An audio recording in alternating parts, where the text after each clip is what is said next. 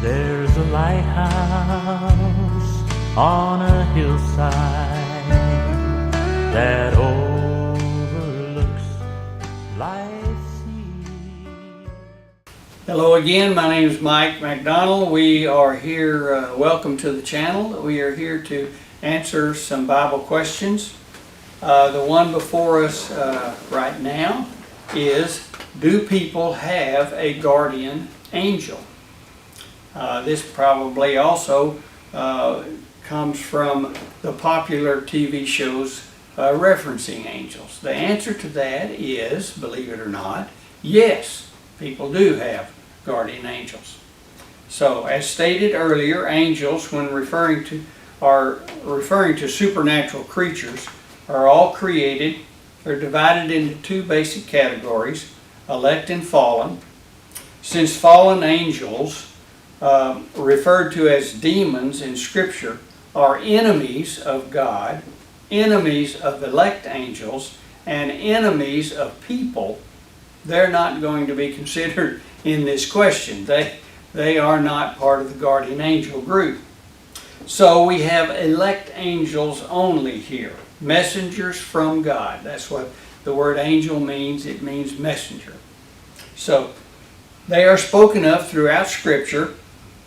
When the wording in Scripture in the English is the angel of the Lord or the angel of God, the presence of deity in angelic form is indicated.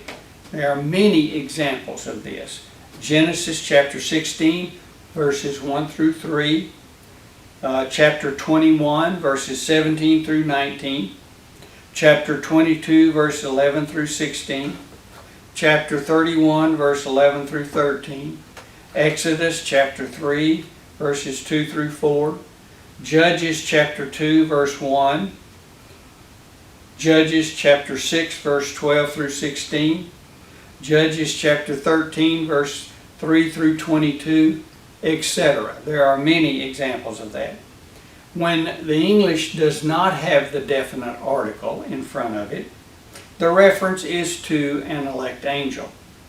There are many references for this also. Just noting the many references to angelic contact with human beings, we see that they are largely for the physical safety and well-being of the children of God.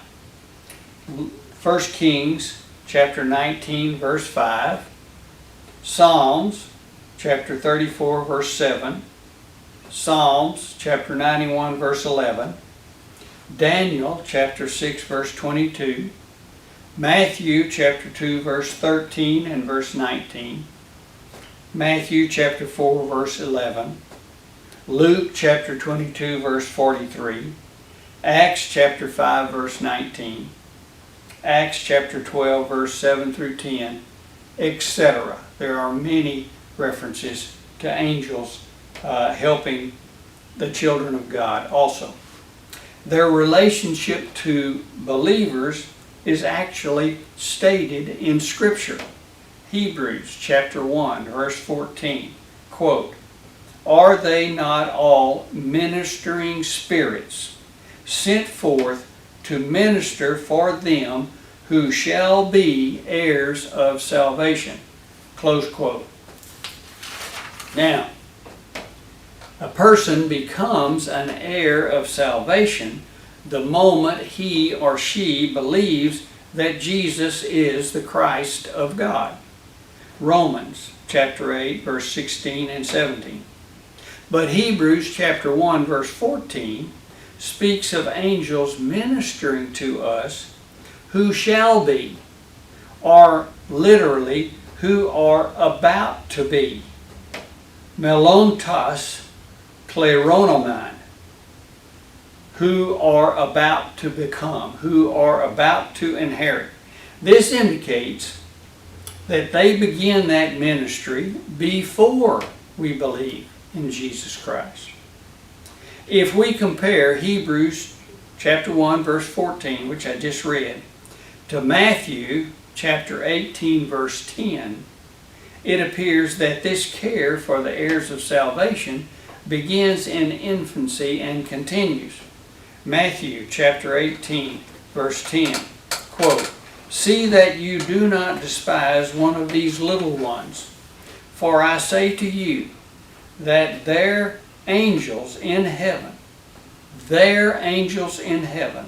continually behold the face of my Father who is in heaven."